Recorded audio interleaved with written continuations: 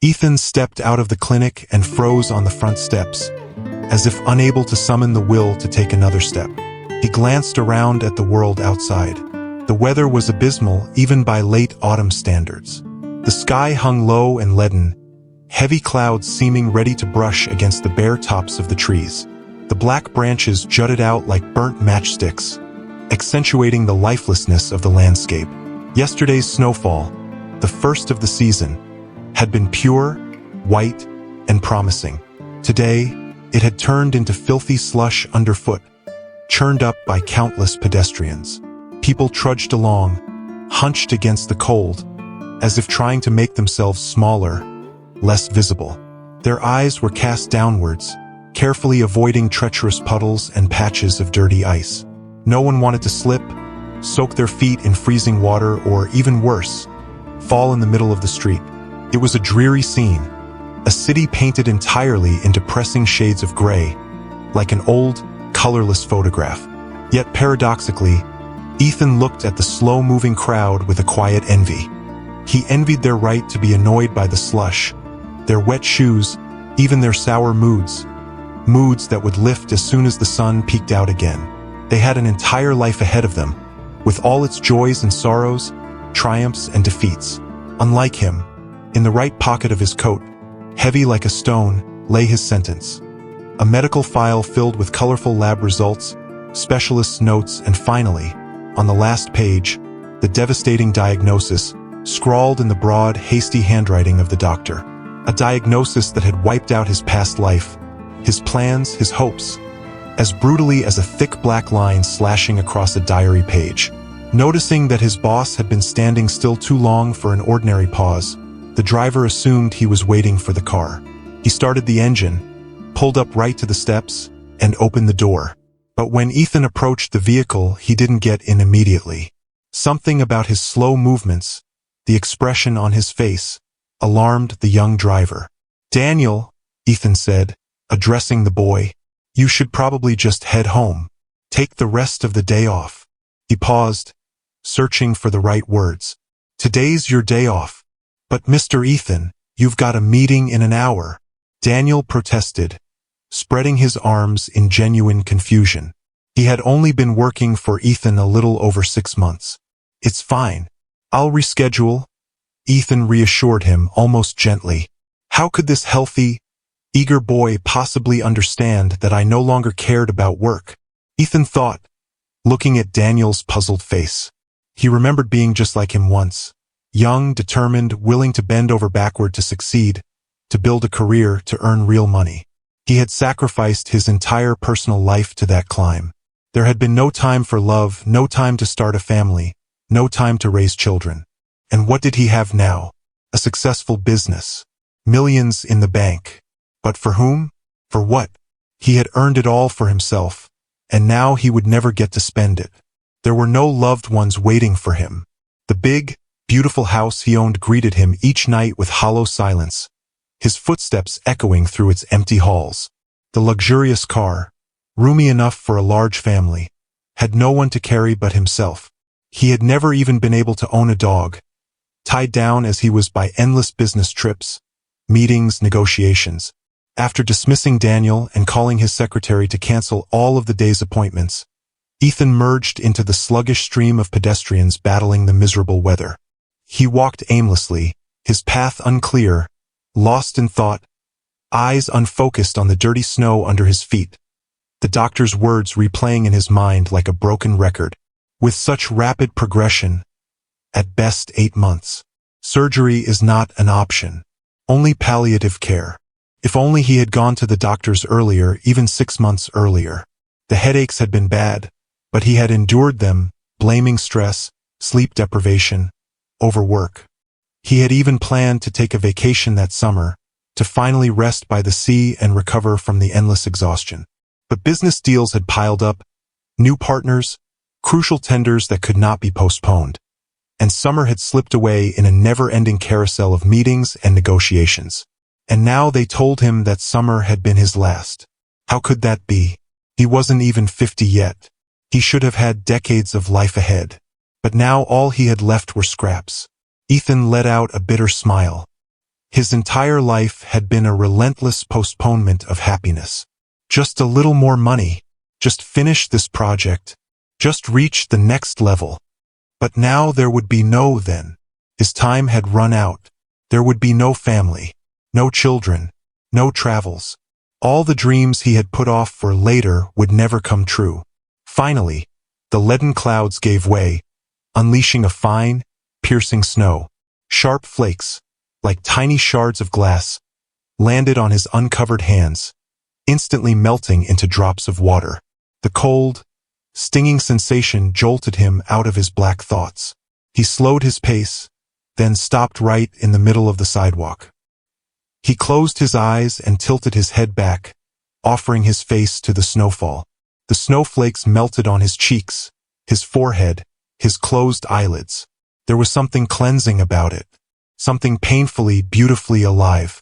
I'm still here, the thought flickered across his mind. I'm still alive.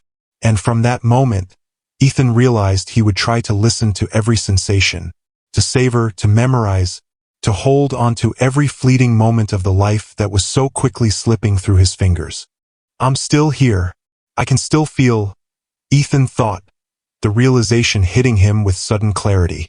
From that moment, he knew he would try to cherish every sensation, to absorb, to memorize, to preserve every fleeting sign of life slipping so quickly through his fingers. A clear, high-pitched child's voice pulled Ethan out of his thoughts. Mom, what is that man doing? Lowering his gaze and opening his eyes, Ethan saw a woman and a little boy, about 5 years old, sitting on a nearby bench. She held the child tightly against her, trying to warm him with her own body, but she herself was shivering from the cold, a fact visible even from a distance. Snow had already started to dust their figures like something out of an old fairy tale about the Snow Queen. Tiny white flakes clung to the boy's eyelashes, and he periodically brushed them away with a red mitten dangling from a string around his wrist. Ethan looked closer and realized with a pang that their clothing was completely unsuited for the weather. Though it was late autumn and the temperature hadn't risen above freezing in days, they were dressed as if they had only stepped out for a brief walk on a mild September afternoon. Are you not cold? Ethan asked as he approached them gently. Why aren't you going home? This isn't weather for a walk, and now it's snowing. Your little one might catch a cold. The woman lifted her eyes to him, weary, guarded, like a hunted animal. What business is it of yours? She replied with a mixture of defiance and fear. Leave us alone. Her voice was hoarse, perhaps from the cold, but beneath it was an unmistakable strength. The hard-earned strength of someone used to fending for herself. Ethan hesitated. She was right in a way it wasn't his concern. He was about to move on when his gaze met the boy's. The child looked at him with such desperate hope, such a pleading, far too mature for his age, that Ethan found he couldn't walk away. In those eyes was a story he couldn't ignore. He sat down on the bench beside them, feeling the immediate chill of the cold metal seep through his trousers. What's your name, little one? Ethan asked, deliberately ignoring the woman's wary stare. Max, the boy whispered, peeking up at him from under his lashes, clearly awaiting his mother's reaction. Max, Ethan said warmly. That's a wonderful name. And mine's Ethan. Then, almost without thinking, he added, Max, are you hungry? Ethan didn't know why he had asked. Maybe it was intuition. Both of them looked so exhausted that hunger seemed the most obvious reason. I won't say, Max answered seriously, casting a nervous glance at his mother. Because Mom will get mad. Ethan lifted his gaze to the silent woman. Maybe your mother can tell me, have you had anything to eat today? The woman's expression hardened further, and her shoulders tensed, as if bracing for a fight. What do you want from us? She asked, her voice thick with exhaustion, irritation, and barely masked fear. Just leave us alone. Ethan could see her trembling, from cold, most likely, and maybe from hunger too. There was a raw distrust in her tone, shaped by bitter experience. She probably thinks I'm one of those rich do-gooders, Ethan thought, the kind who shake their heads in pity, then walk away feeling virtuous. But something inside him had changed after today's visit to the doctor. The mask of the successful, detached businessman had shattered. He couldn't turn away from someone else's suffering anymore. "You should think about your child before snapping at strangers," Ethan said, his voice sharper than he intended. "What if he gets sick tonight? What if he dies? Cold and starving." The woman instinctively hugged her son tighter, panic flashing across her face. Ethan realized she was terrified he might call the police or Child Protective Services and that Max would be taken away from her. After all, she had no job, no home. Even the few savings she had managed to cling to were gone, left behind at the hostel when she fled from drunken men who tried to assault her. Seeing how close she was to breaking down, clinging to her son in desperation, Ethan's heart softened. "Let's look at the situation rationally," he said more calmly. "You have no money, am I right?" The woman shook her head slowly, never taking her guarded eyes off him. "And the child hasn't eaten today?" Another small, defeated shake of the head. That gesture alone spoke volumes, an admission of helplessness. "Then get up," Ethan said firmly. "We're going." The woman stared at him, frightened. "Don't worry," Ethan said, trying to defuse the tension. "I'm not some kind of pervert. Besides, even if I wanted to, you're far too skinny and worn out for the organ trade." His grim joke hung awkwardly in the cold air. The woman didn't smile, but she didn't move away either. "Come on, let's get Max something to eat," Ethan continued, turning to the boy. "Hey, Max, do you want to eat? Last time I'm asking." The child nodded eagerly, unable to hide his hunger anymore. "Well, then it's decided," Ethan said with finality. "Come on, let's go." He regretted having sent Daniel home. The woman could barely walk. Whether from the cold or sheer exhaustion, Ethan couldn't tell. Her steps were slow, labored. Ethan scooped Max into his arms. The boy was astonishingly light, almost weightless. Holding him carefully, Ethan slowed his steps so he wouldn't lose sight of the mother as they headed toward the nearest taxi stand. The snow began falling thicker now, swirling around them in a white haze. Max, nestled against Ethan's shoulder, laid his head down and gradually stopped shivering as he warmed up. His breathing grew steadier. Inside, Ethan felt something strange, something that had long been frozen starting to thaw. "Is it far?" the woman asked quietly when they turned off the main road. "Not far," Ethan replied. "Just a few more minutes." "Are you okay?" she asked. She shook her head to say yes, but Ethan could see how hard it was for her to keep moving. Fortunately, they found a free taxi. Ethan leaned toward the driver and said, "Atrium Mall, please."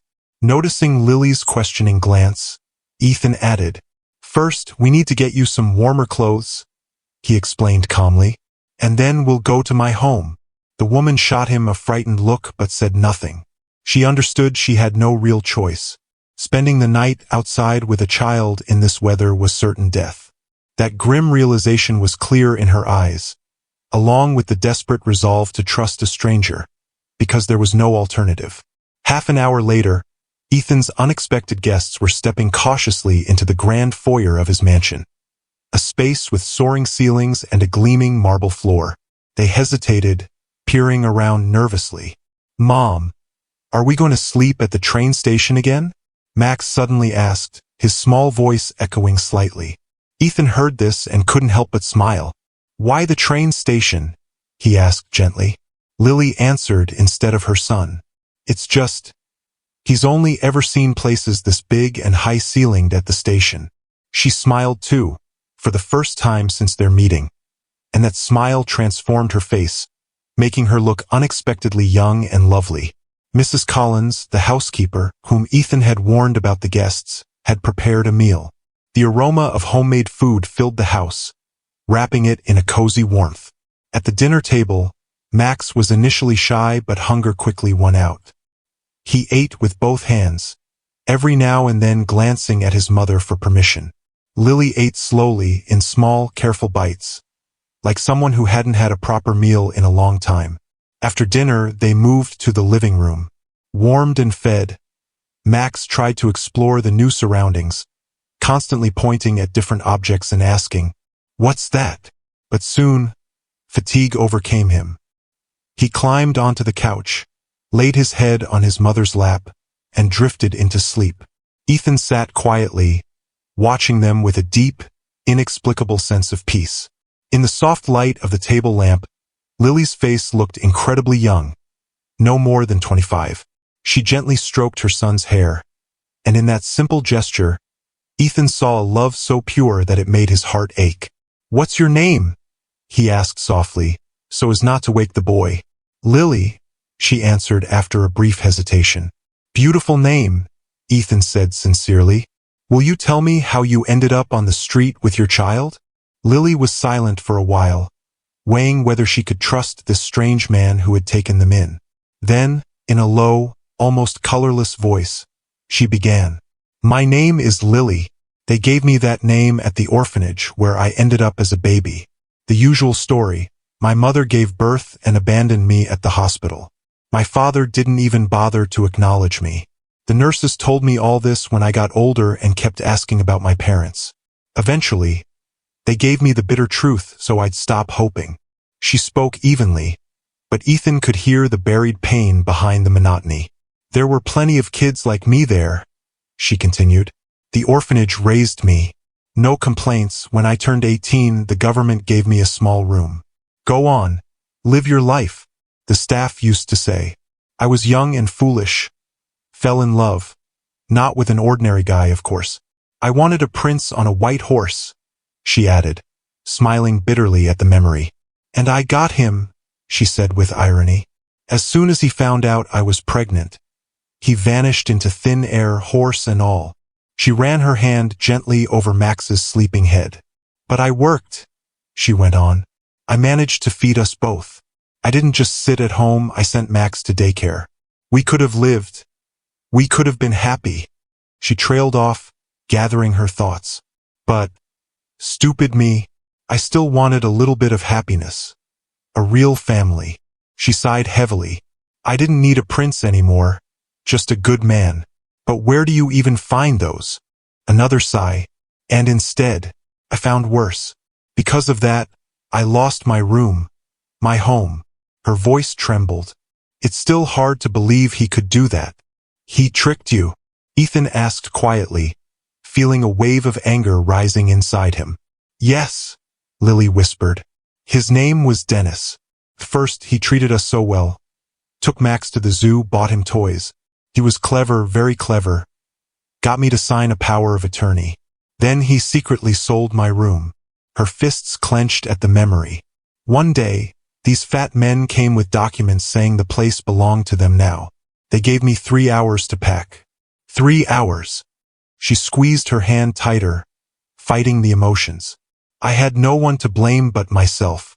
I trusted him, gave him the keys, left the documents where he could find them. He stole them, sold the room, and disappeared with the money." Every word seemed to cost her enormous effort. It was obvious she wasn't used to sharing her troubles with anyone. "I had a little money left," she continued. "I thought I could stay at a hostel until I found work and a new place, but the hostel, it wasn't safe." Her voice dropped. "Drunk men pounding on the doors at night. Almost," she faltered, unable to say the word. "I barely escaped with Max. Had to leave all our things behind. The little money I had was in those bags, too." She stared blankly into space. The room was silent except for the ticking of the grandfather clock and the soft breathing of the sleeping boy. "I understand," Ethan said finally. "You and your son can stay here tonight. Tomorrow, we'll figure something out." He stood and walked over to the couch. "Come," he said gently. "I'll show you where you'll be staying." He carefully picked up the sleeping Max and carried him upstairs. Lily followed, looking around the luxurious house in wide-eyed disbelief. Ethan brought them into the largest and brightest bedroom in the mansion. He laid Max down on the wide bed and turned to Lily. "Make yourself at home. If you need anything, call Mrs. Collins, my housekeeper. You've met her already." He hesitated, understanding her fear. "And don't worry, I'm not one of those drunkards you're afraid of. You'll find a lock on the door. Use it if it makes you feel safer." With that, he quietly left, closing the door behind him. Ethan pointed to the door. "There's a lock here. If it makes you feel safer, you can lock it from inside," he said reassuringly. Then he quietly left, closing the door behind him. Lily was left alone with her peacefully sleeping son. She carefully removed Max's new jacket and boots, the ones Ethan had bought him, and gently tucked him under the covers. Exhausted by everything that had happened over the past few days, she lay down next to him and almost immediately slipped into a deep, dreamless sleep, her first peaceful rest in a very long time. These days, it didn't take leaving the house to solve problems. All you needed was a mobile phone and a working internet connection. While his unexpected guest slept upstairs in the guest bedroom, Ethan, who had skipped work for the first time in ages, sat in his study, buried in a whirl of phone calls. Through the delicate frost patterns on the windows, the pale light of the winter morning struggled to shine through. Ethan rubbed his temples. The familiar headache was there, but it wasn't as sharp as before. He had managed to gather information about the man who had sold Lily's room, and had even found out where to locate him. He had also contacted the hostel manager, promising a generous reward for safeguarding Lily's belongings. Perhaps the most successful call had been to an old college friend who now held a significant position in the police. His friend promised to look into everything personally and help track down Lily's things. "These apartment scammers are getting bolder," grumbled his friend. "They always prey on the most vulnerable." When the last call ended, Ethan leaned back in his chair and realized, with some surprise, that his headache was completely gone. His body felt strong, as if the terrible diagnosis he carried had lifted, even if only for a moment. For the first time in 6 months, he felt almost healthy, light, free, as though a huge burden had fallen from his shoulders. Strange, he thought. He hadn't even needed sleeping pills, and for the past half a year, he hadn't been able to fall asleep without them. Yet last night, he had drifted into deep sleep the moment his head touched the pillow. However, his relief didn't last long. The next morning, Ethan woke in terrible pain. He stayed in bed, canceling all his appointments. Mrs. Collins, informed of his illness, quietly passed the news to the guests. Lily and Max moved around the house as silently as possible, even tiptoeing through the living room so as not to disturb their benefactor. Near lunchtime, Ethan finally managed to get up and make his way downstairs. What he saw froze him in the doorway, making him question if he was dreaming. There, in his kitchen, Lily was bustling about in an apron. Mrs. Collins's apron, to be precise, her cheeks flushed from the warmth of the stove. Meanwhile, Mrs. Collins herself, who in 15 years of service had never once allowed herself to sit down during working hours, was comfortably settled into a chair in front of the television, watching Lily's kitchen maneuvers with obvious enjoyment. The house was filled with an intoxicating smell, the rich, unmistakable scent of a cabbage pie, the exact smell of Ethan's childhood. He could never have mistaken it for anything else. Before he could say a word, he heard a delighted child's shout, "Uncle Ethan!" Max, who had been sitting quietly next to Mrs. Collins watching cartoons, jumped off the couch and ran toward him. At the same moment, Lily turned from the stove, smiling shyly, but this time without fear. "Good morning," she said brightly. "We took the liberty of making ourselves at home a little. I hope you don't mind." Ethan shook his head, still trying to process the sight and the delicious smell wafting from the kitchen. "How did you know I love cabbage pie?" he asked, still in disbelief. Lily blushed and shrugged. Behind him, Mrs. Collins gave a barely audible chuckle, and Ethan understood that it must have been the housekeeper who had given the secret away. "Please, come to the table," Lily said with a proud little lift of her chin. "Breakfast is ready." At the table, Ethan watched as Max happily devoured the food, as Lily cut him another generous slice, as a stray beam of sunlight played in her hair. There was something profoundly natural, profoundly right about that simple domestic scene, something that clutched painfully at Ethan's heart. After breakfast, when Mrs. Collins took Max to wash his hands, Ethan turned to Lily with a serious look. "I want you and Max to stay here for a while, until all your problems are resolved," he said in a deliberately businesslike tone. "I'm already working on it." There's a good chance we'll recover your documents. Maybe even bring that scoundrel to justice. Lily lowered her eyes. Mrs. Collins, standing in the kitchen doorway, gave a small, approving nod. This stern woman, who at first had been wary of the uninvited guests, now radiated silent approval.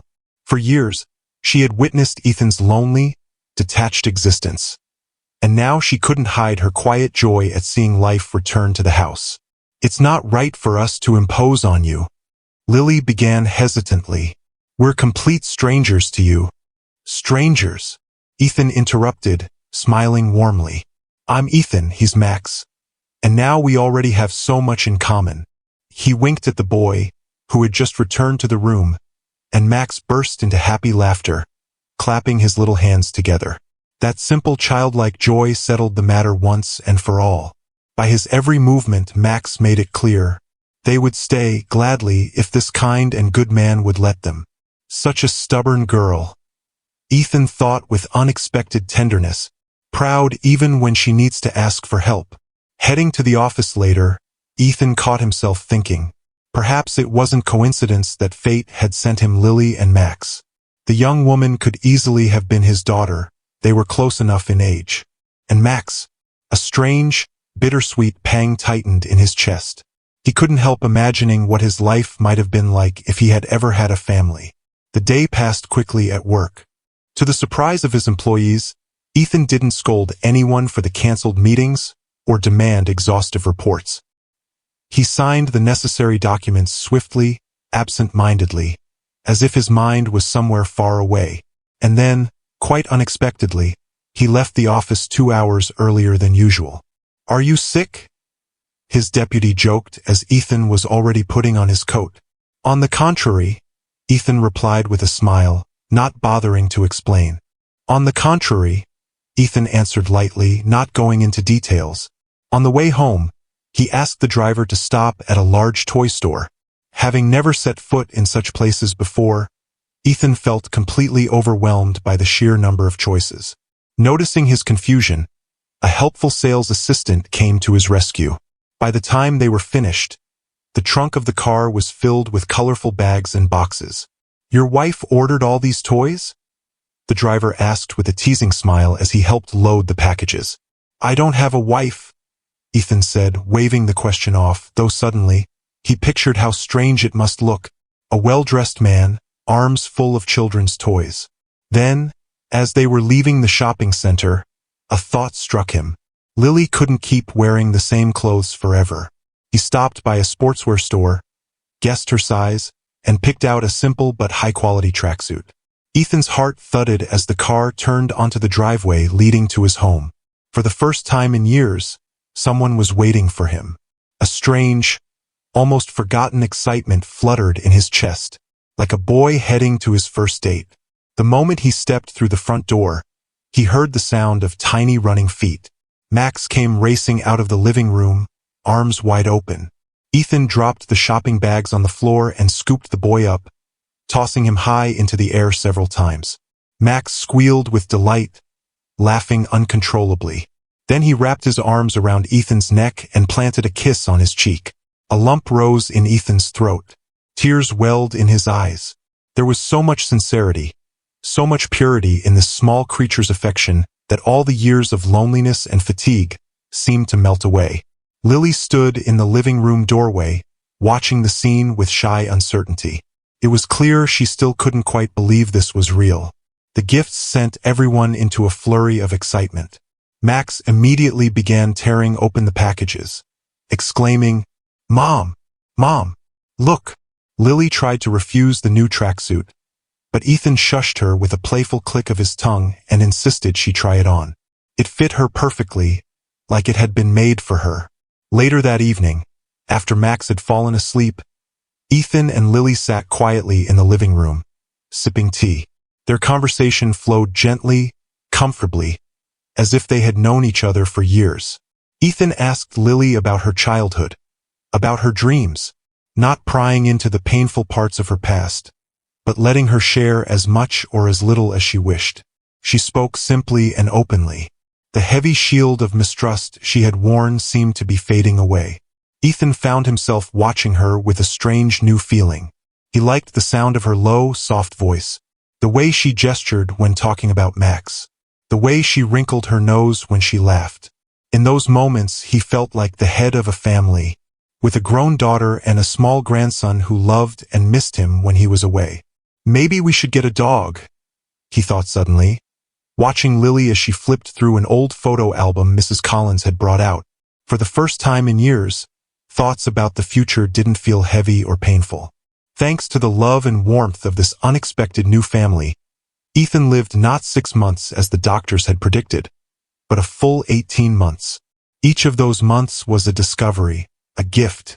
That December day when he had walked out of the clinic with a death sentence now seemed not like the end, but the beginning of a real life, one filled with meaning. Every day became precious. Every sunrise, a miracle to be greeted with gratitude. In the spring, the first thing Ethan did was buy a dog. A massive, shaggy Newfoundland named Boss joined the household just as the garden began to bloom. Max squealed with delight when the clumsy, bear-like puppy waddled around the yard, exploring his new home. At first, Lily had been wary of the enormous dog, but soon Boss became her faithful companion on walks with Max. "Animals can sense kind souls," Ethan said once, watching Boss rest his heavy head on Lily's knees as she read a story to Max in the garden. "He chose you as his mistress, not me."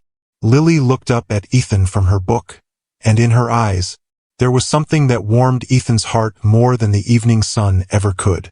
In May, when Max breathlessly told stories in kindergarten about kittens he had seen at the neighbor's house, Ethan quietly brought home a fluffy ginger kitten. Max named him Pumpkin, for his bright orange fur and lively spirit. Pumpkin was forever getting into the most impossible places, but for some reason, he loved curling up on Ethan's lap, purring like a tiny engine, even though Ethan hardly seemed the type for a cuddly cat. Mrs. Collins would just shake her head with a knowing smile. She watched as the once withdrawn master of the house now strolled the garden each evening with a little boy, a dog, and a cat. She watched how Ethan patiently answered endless why questions, how he sat with them at breakfast, even when his strength began to fail. The disease was progressing. There were days when Ethan couldn't even get out of bed. On those days, Max would sneak into the bedroom with drawings or toys, sit quietly next to him, and whisper stories about his adventures at kindergarten. Those quiet moments brought Ethan more comfort than any medication.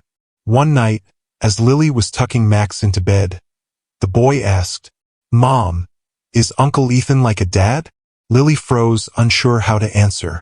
Ethan, passing by the slightly open door, heard the question and stopped, listening. "He's a very good man who takes care of us," Lily said softly. "But dads take care of you too," Max insisted. "Pacha and Misha have dads, and they live together. We live together too, don't we?" Lily said, sighing. "But it's complicated, sweetheart." "Nothing's complicated," Max declared. Ethan stepped into the room, smiling gently. "I'm not your dad, Max," he said. "But you know what I could be?" The boy looked at him with wide, curious eyes. "Your grandpa," Ethan said, chuckling. "I'm much older than your mom. Almost old enough to be your grandpa." Max nodded solemnly, as if grasping some deep truth. "Vavka has a grandpa," he said thoughtfully. "He gave him a bike. Will you get me one too?" "I promise," Ethan said with a smile. "As soon as it gets warmer." "I'll get you one," Ethan promised. "As soon as it gets warmer." A week later, Max had his very first bicycle. And Ethan, leaning on the cane that had by now become his constant companion, spent hours watching as Lily patiently taught her son how to balance along the garden's paved paths. By July, even the evening air was heavy with heat. One morning, Ethan announced another dream come true. "We're going to the seaside," he said, placing 3 airplane tickets on the table. "But you?" Lily asked, worry clouding her face as she looked at how thin and pale he had become. "Can you travel?" "I'm not supposed to," Ethan answered calmly.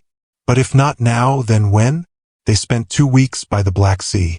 Ethan stayed mostly under the shade of a beach umbrella, watching Max shriek with delight as he ran from the crashing waves, Lily teaching him to swim, and both of them building sandcastles. In the evenings, they strolled along the boardwalk, ate ice cream, and watched the sunset together. One evening, as Max skipped ahead, chattering about something only he understood, Ethan caught Lily's gaze. It was filled with worry, but also something bright, something tender, something Ethan hardly dared name. "You changed our lives," Lily said softly when Max ran off to chase a stray dog. "You changed mine," Ethan replied simply. In August, after they returned home, Ethan had his first serious meeting with a lawyer. The conversation was long and difficult. By then, Ethan could no longer manage the stairs. His bedroom had been moved to the ground floor. Max often rushed in to show him drawings, or tell tales of Pumpkin and Boss, who by now were inseparable friends. That autumn was unusually warm and golden. Ethan spent hours in the garden, watching the leaves fall, watching Max gather them into colorful bouquets for Lily. He watched life preparing itself for winter sleep. In October, when the first frosts silvered the grass, Ethan finalized everything. He left all his estate to little Max, naming Lily as his sole guardian. Lily wept when she found out, and at first she refused, saying she didn't want anything. But Ethan was firm. "How could it be otherwise?" he asked quietly, looking at her with eyes faded by illness. "You are my family, the dearest I've ever had." In December, when the first snow fell, just like the day they had first met, Ethan asked to be taken out onto the terrace. Mrs. Collins, who had aged more in that 1 year than in the previous 10, silently draped a thick, hand-knitted blanket over his shoulders, one she had made during the long evenings spent sitting vigil by his bedside. There was tenderness in her movements, not just that of a housekeeper, but of a mother who had loved him in secret for years. Bundled in the blanket, Ethan watched as Max built a snowman. Boss bounded through the snowdrifts, and Lily helped attach a carrot nose to the snowman's face. "We'll always remember you," Lily said, standing beside his chair. "You gave us life. And you gave me meaning," Ethan replied, his voice soft. "And I regret not a single day." A week later, he was gone. There were no cries, no hysteria, only quiet sorrow and deep gratitude for the time they had spent together. Max, who had just turned 7, understood in his own way. "Mom," he said, looking at Ethan's portrait draped with a black ribbon. "Grandpa's in heaven now, right?" "Yes, sweetheart," Lily said, brushing away a tear. "Can he see me feeding Pumpkin and Boss?" Max asked seriously. "Of course he can," Lily whispered. "Then I'll try to do everything really, really well," Max promised, nodding solemnly. Lily hugged her son, looking out the window at the falling snow, just like the snow on the day their lives had first crossed paths. One life had ended, but a new one was just beginning, filled with hope, with faith, with love. In the pocket of the same dark gray coat Ethan had worn the day they met, they found an envelope. Lily recognized the coat immediately. It had been hanging quietly in the back of the wardrobe all those months, a silent reminder of the past. Inside the envelope was Ethan's medical file, with the grim diagnosis scrawled on the last page, and a short note, written in a shaky, almost unrecognizable hand. "Thank you for giving me a year and a half of real life. I was happy. Take care of each other." Many years passed. Dr. Timothy Dennis, now a renowned heart surgeon, stood by the window of his office, watching the city slowly disappear beneath a soft, white blanket of snow. On his desk lay the medical file of another patient, a middle-aged man with a serious diagnosis, the same illness that had once claimed the life of his adoptive grandfather. But medicine had come a long way since then. What had once been a death sentence could now often be treated. "Professor," his assistant called softly, poking her head into the room, "your patient has arrived." Timothy nodded, casting one last glance out the window. On days like this, the memories were especially vivid, of the man who had given him a home, a childhood, and a future. The photograph still stood on the bookshelf behind his desk. One of Ethan, smiling warmly, right next to a portrait of Lily. "Send him in," Timothy said. And as he smiled, it was the same warm, kind smile Ethan had once worn on an old photograph long ago.